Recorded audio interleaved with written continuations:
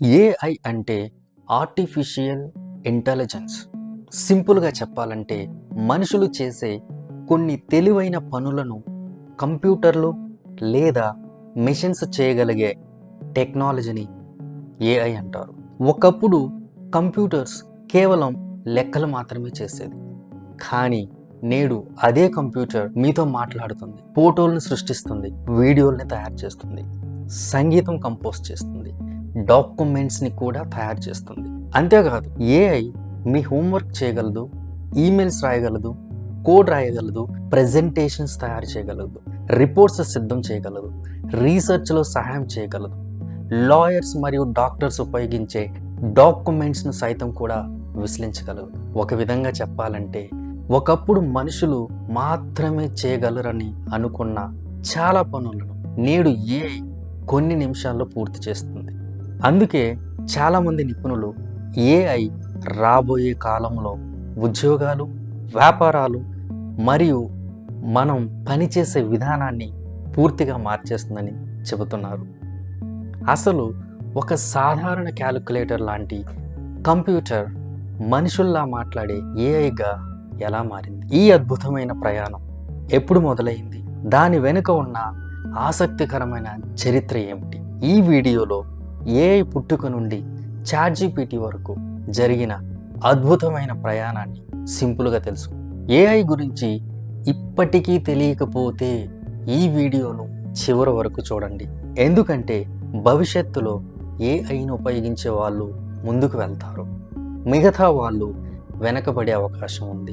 AI చరిత్రను అర్థం చేసుకోవాలంటే ముందుగా ఒక విషయం తెలుసుకోవాలి. ఏఐ ఒక్క రోజులో పుట్టలేదు.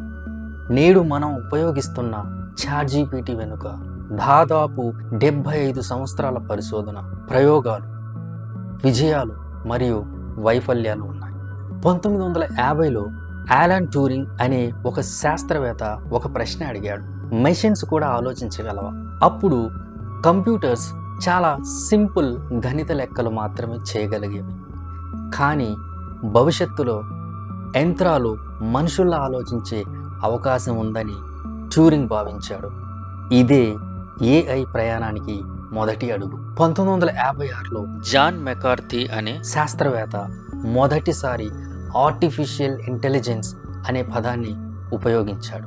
ఈ సంవత్సరాన్ని ఏఐ పుట్టిన సంవత్సరంగా పరిగణిస్తారు. అప్పుడు శాస్త్రవేత్తలు కొన్ని దశాబ్దాల్లోనే మనుషుల్లా ఆలోచించే యంత్రాలను తయారు చేయగలమని అనుకున్నారు, కానీ అది అంత సులభం కాదు. 1970, 1980లో వచ్చిన ఫేజ్ని ఏఐ వింటర్ అంటారు. ఏఐ మీద చాలా ఆశలు పెట్టుకున్నప్పటికీ ఫలితాలు ఆశించినంతగా రాలేదు. ఆ కాలంలో కంప్యూటర్లు చాలా నెమ్మదిగా ఉండేవి, డేటా తక్కువగా ఉండేది, స్టోరేజ్ మరియు ప్రాసెసింగ్ శక్తి పరిమితంగా ఉండేది. దీంతో ఏఐ పరిశోధన నెమ్మదించింది. ఈ కాలాన్ని ఏఐ వింటర్ అని పిలుస్తారు. 1997లో ఐబిఎం సంస్థ రూపొందించిన డీప్ బ్లూ కంప్యూటర్ ప్రపంచ చెస్ ఛాంపియన్ గ్యారీను ఓడించింది. ఇది ప్రపంచానికి ఒక సందేశం ఇచ్చింది: కొన్ని ప్రత్యేక పనుల్లో కంప్యూటర్లు మనుషుల కంటే మెరుగ్గా పనిచేయగలవు. ఇది ఏఐ చరిత్రలో ఒక పెద్ద మైలురాయి. ఇంతవరకు కంప్యూటర్లు ప్రతి నియమాన్ని మనుషులే చెప్పాలి, కానీ మిషన్ లెర్నింగ్ రావడంతో పరిస్థితి మారింది. ఇప్పుడు కంప్యూటర్స్కు డేటా ఇస్తే అవి స్వయంగా ప్యాటర్న్స్ నేర్చుకోవడం ప్రారంభించాయి. ఎగ్జాంపుల్, వేలాది మంది పిల్లల ఫోటోలు చూపిస్తే కంప్యూటర్స్ అంటే ఏఐ పిల్లిని గుర్తించడం నేర్చుకుంది. 2010లో డీప్ లెర్నింగ్ విప్లవం జరిగింది. అంటే 2010 తర్వాత ఇంటర్నెట్ ద్వారా భారీ డేటా అందుబాటులోకి వచ్చింది.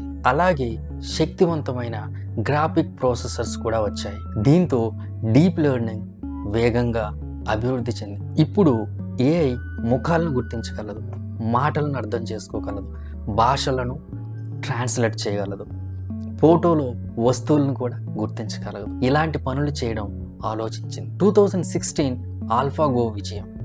2016లో గూగుల్ డీప్ మైండ్ రూపొందించిన ఆల్ఫాగో ప్రపంచ గో ఛాంపియన్ లీ సెడోల్ను ఓడించింది. గో అనే గేమ్ చెస్ కంటే చాలా క్లిష్టమైనది. ఈ విజయం ఏఐ ఎంత వేగంగా అభివృద్ధి చెందుతుందో ప్రపంచానికి చూపించింది. 2018 అండ్ 2010 లాంగ్వేజెస్ మోడల్పై దృష్టి పెట్టారు. శాస్త్రవేత్తలు ఏఐకి ఇంటర్నెట్లో ఉన్న భారీ మొత్తంలో టెక్స్ట్ను చదివించారు. దీంతో ఏఐ భాషను అర్థం చేసుకోవడం, సెంటెన్స్ను నిర్మించుకోవడం నేర్చుకుంది. ఇక్కడి నుండే LLM లార్జ్ లాంగ్వేజ్ మోడల్స్ అనే కొత్త యుగం ప్రారంభమైంది. అంటే trained on massive amount of data that can be used to generate and translate the text. 2022 ChatGPT యుగం స్టార్ట్ అయింది.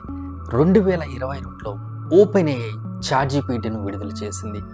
మొదటిసారి కోట్లాది మంది కామన్ ప్రజలు ఏఐతో సహజంగా మాట్లాడగలిగారు. ChatGPT ప్రశ్నలకు సమాధానాలు చెప్తుంది, ఈమెయిల్స్ రాస్తుంది, ఆర్టికల్స్ తయారు చేస్తుంది, ప్రోగ్రామింగ్ కోడ్ని కూడా రాస్తుంది, నేర్చుకోవడంలో సహాయం చేస్తుంది. ఇది ఏఐను ప్రపంచవ్యాప్తంగా ప్రజాదరణ పొందేలా చేసింది. 2023-2026 జనరేటివ్ ఏఐ ఎరా.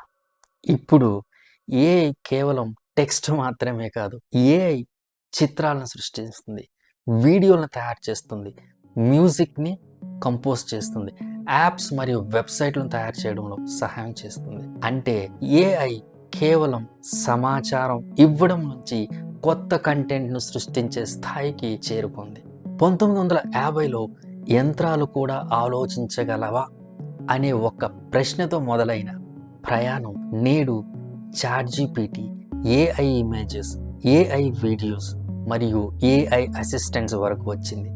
కానీ ఇది ముగింపు కాదు. ఏఐ చరిత్రలో మనం ఇంకా ప్రారంభం దశలోనే ఉన్నాం. రాబోయే సంవత్సరాల్లో ఏఐ ప్రపంచాన్ని ఎలా మార్చబోతుందో చూడడం ఎంతో ఆసక్తికరంగా ఉంటుంది. ఈ వీడియో మీకు యూస్ఫుల్ అనిపిస్తే సబ్స్క్రైబ్ చేసి సపోర్ట్ చేయండి. Thank you. బాయ్.